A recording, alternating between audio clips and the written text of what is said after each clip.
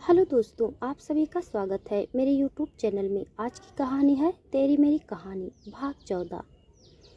वो दोनों ही हैरानी से एक दूसरे का चेहरा देखने लगे। वहीं उनके सामने बैठा सिकंदर टेबल को टैप करता हुआ उन दोनों का चेहरा देख रहा था। तभी अचानक उस हॉल में किसी की आवाज़ सुनाई दी, जिसे सुन उन सबकी नज़रें दरवाजे की ओर चली गई। मामू जान, बचाइए मुझे! दरवाजे से दौड़ते हुए अंदर आती हुई आफरीन ने आजीज दुरानी की ओर भागते हुए कहा और जाकर उनके पीछे छुप गई। रुक मामू की बच्ची, आज तू बचने से रही! चिल्लाते हुए सलेहा आफरीन के पीछे भागते हुए हॉल में आई और आफरीन को दौड़ाने लगी। सलेहा पूरी तरह पानी से भीगी हुई थी और वो आफरीन के पीछे भाग रही थी। मामू बचाइए! आह! आफरीन चीखते हुए बोली और दौड़कर सीढ़ियों से ऊपर की ओर भागने लगी। आज तो नहीं बचेगी। सलेहा आफरीन के पीछे भागने में इतनी बिजी थी कि उसे हॉल में मौजूद अपने बेस्ट को नहीं देखा था। सलेहा के भागने से फर्श थोड़ा गीला हो गया था, जिस वजह से सलेहा का पैर फिसल गया और वो जैसे ही गिरने की हुई, किसी की मजबूत बाहों ने उसे थाम लिया। सलेहा को जब एहसास हुआ कि वो गिरी नहीं है, तो उसने अपनी आंखें खोल जैसे ही उसे थामे शख्स को देखा, उसकी तो मानो सांसें ही थम गई। उसने खुद को सिकंदर की बाहों में पाया, जो अपनी एमराल्ड ग्रीन आंखों से उसे ही देख रहा था। सलेहा ने तुरंत खुद को सिकंदर की गिरफ्त से आज़ाद कराया और सबको सलाम कर आफरीन के पीछे चली गई। उसे सिकंदर को देख लास्ट नाइट की बातें याद आ गई थी, जिसे याद कर उसकी रूह भी कांप उठी। वहीं सलेहा को सिकंदर के करीब देख अजीज दुरानी के चेहरे पर स्माइल आ गई। आखिर उन्हें सलेहा के लिए सिकंदर से बेहतर कोई शख्स मिल नहीं सकता था, लेकिन वो उन दोनों के एज डिफरेंट को लेकर थोड़े परेशान थे। सिकंदर सलेहा को जाते हुए देखता रह गया, जिसकी टी शर्ट भीजने की वजह से ट्रांसपेरेंट हो गई थी। सलेहा को बस उस हालत में देख सिकंदर का माथा ठनक गया। आखिर वो छोटी सी लड़की बार बार इतनी लापरवाह कैसे हो सकती थी। लेकिन हालात को देखकर सिकंदर ने एक गहरी सांस ली और मुड़कर सामिया बी और अजीज दुरानी की ओर देखा। बेटा, आप बैठो। सामिया बी ने सिकंदर को सोफे पर बैठने को कहा और खुद भी अजीज दुरानी के बाजू में जाकर बैठ गई। सामिया बी के चेहरे से परेशानी साफ साफ देखी जा सकती थी। आखिर वो सलेहा की माँ थी, इसीलिए वो सलेहा का सिकंदर से डरना बखूबी जानती थी। तो क्या फैसला है आपका? सिकंदर ने अजीज दुर्रानी की ओर देखते हुए सवाल किया। अजीज साहब ने चंद लम्हों की खामोशी के बाद कहा, बेटा, मुझे तो इस रिश्ते से कोई ऐतराज नहीं, सिवा एक चीज की, और वो है आप दोनों की उम्र का फासला। सलेहा अभी कल ही 18 की हुई है और आप ऑलरेडी 32 के हैं। अजीज साहब इतना बोलकर खामोश हो गए, क्योंकि उन्होंने सिकंदर की आंखों को सुर्ख होते हुए देख लिया था। तो आप कहना क्या चाहते हैं? क्या आप मुझे इनडायरेक्टली मना कर रहे हैं? सिकंदर की आवाज़ न चाहते हुए भी सख्त हो चुकी थी, जिसे देख सामिया भी अब घबरा गई। बेटा, हम इन सब का फैसला कैसे ले सकते हैं? जिंदगी तो सलेहा की है ना, और गुजारना उसे भी है। हमारे लिए उसका फैसला ही आखिरी होगा। उम्मीद है तुम सलेहा के फैसले की इज्जत करोगे।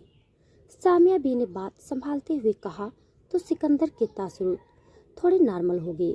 सिकंदर को इतना तो मालूम था कि वो हर मामले में आहान से बेहतर था, चाहे वो दिखने में हो या पैसे में। इसीलिए उसे यकीन था कि सलेहा भले आहान को कितना भी पसंद करे, लेकिन वो आहान और उसमें हमेशा उसे ही चुनेगी। ठीक है, मैं सलेहा के जवाब का इंतजार करूंगा। इतना बोल जैसे ही सिकंदर सोफे से उठने को हुआ, सामिया बी ने उसे अपनी बात आगे बढ़ाते हुए कहा, बेटा, क्या तुम इन सब के लिए टाइम दे सकते हो? क्योंकि सलेहा अभी अपनी कॉलेज एडमिशन को लेकर भी थोड़ी परेशान है, तो कम से कम उसे यहाँ दिल्ली में सेटल होने का टाइम तो दे दो। सामिया बी की बात सुनकर सिकंदर ने कुछ पल सोचा। ठीक है, मैं आपको 1 महीने का वक्त देता हूँ।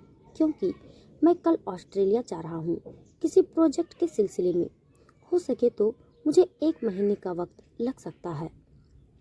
उम्मीद करता हूँ मेरी होने वाली बेगम का जवाब हाँ ही होगा, क्योंकि आप दोनों तो मुझे बचपन से जानते ही हैं कि सिकंदर हदीद को न सुनने की आदत नहीं। लेकिन आप दोनों मेरी एक बात याद रखिएगा कि मुझे अगर ऐसा पता चला कि आप सुलेहा का रिश्ता किसी और से तय कर रहे हैं तो आगे क्या होगा वो आप दोनों ही बखूबी से जानते हैं। सिकंदर ने तिरछा मुस्कुराते हुए कहा और अल्लाह हाफिज बोल वहां से चला गया। सिकंदर के जाते ही सामिया बी ने अपना सिर पकड़ लिया।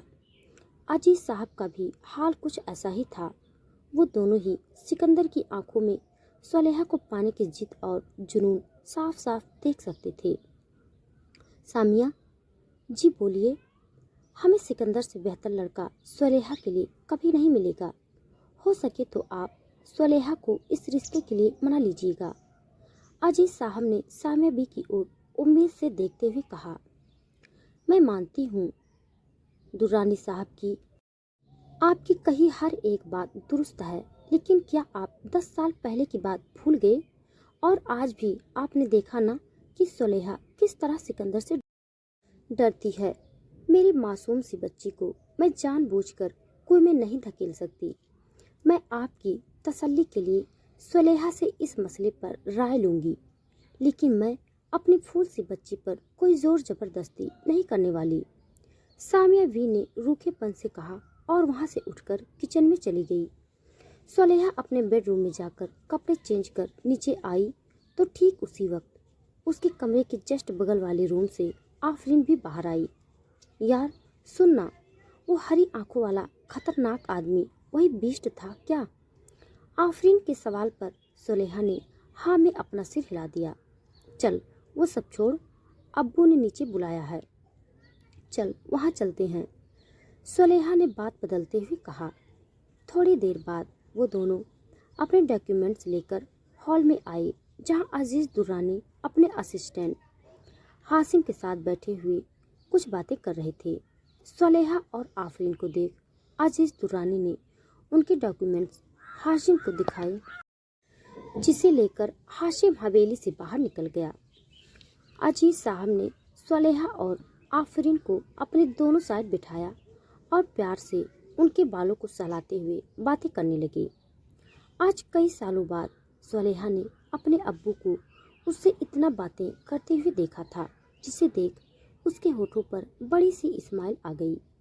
लेकिन किचन के दरवाजे पर खड़ी सामिया भी शायद अजीज साहब के ऐसे बिहेवियर के पीछे का सच जानती थी। अजीज दुरानी ने सुलेहा और आफरीन के एडमिशन दिल्ली के सबसे बड़ी यूनिवर्सिटी में करवा दिया, जो कि उनके लिए कोई बड़ी बात नहीं थी। अगली सुबह सुलेहा और आफरीन रेडी होकर नीचे ब्रेकफास्ट के लिए आ गए, जहां अजीज दुरानी और सामिया भी उन्हीं का इंतजार कर रहे थे। सुलेहा ने आज ऑरेंज कलर का जंप सूट पहना हुआ था। बालों की हाई पोनी किए वो बेहद क्यूट और खूबसूरत दिख रही थी। वहीं आफरीन ने आज व्हाइट जींस के ऊपर ब्लैक ओवरसाइज हुडी पहनी हुई थी। बालों का बन बनाए और आंखों पर अपना पावर वाला चश्मा लगाए वो हमेशा की तरह मासूम और पढ़ाकू दिख रही थी। उन दोनों ने ही नाश्ता किया, फिर हाशिम उन्हें छोड़ने यूनिवर्सिटी चला गया। हाशिम कार ड्राइव कर रहा था और कार की बैक सीट पर आफरीन और सुलेहा बैठी एक दूसरे से बातें कर रही थी।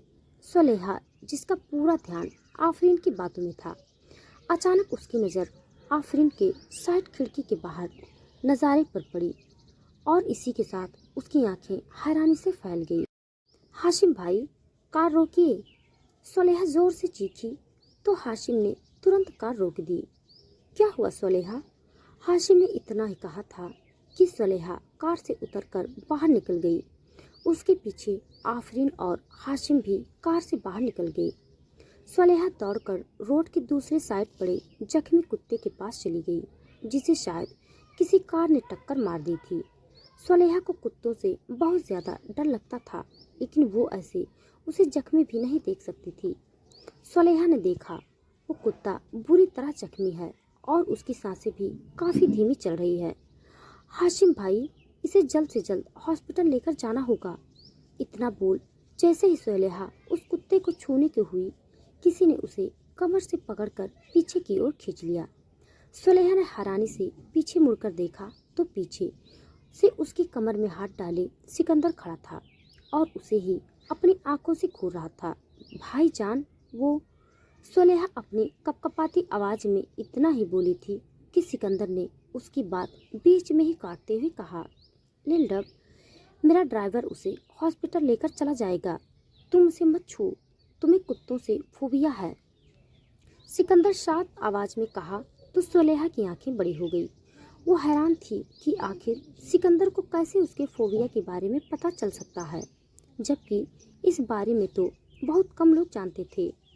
हाँ सुलेहा, हाशिम भाई उसे लेकर चले जाएंगे और देखना, इंशाअल्लाह इस बेजुबान को कुछ नहीं होने देगा। आफरीन की बात सुन सुलेहा के एक्सप्रेशन थोड़े नॉर्मल हुए। तब जाकर उसे रियलाइज हुआ कि इस वक्त वो सिकंदर के कितने करीब है, जिसका एहसास होते ही सुलेहा झटके से सिकंदर से दूर हुई और अपनी मासूम निगाहों से उसे देखने लगी। सुलेहा, क्या तुम कैब कर लोगी? नहीं, ये मेरे साथ जाएगी, सिकंदर ने हाशिम को जवाब दिया। तो सुलेहा को एक नज़र देख हाशिम सिकंदर के ड्राइवर के साथ उस जख्मी कुत्ते को लेकर चला गया और पीछे छोड़ गया।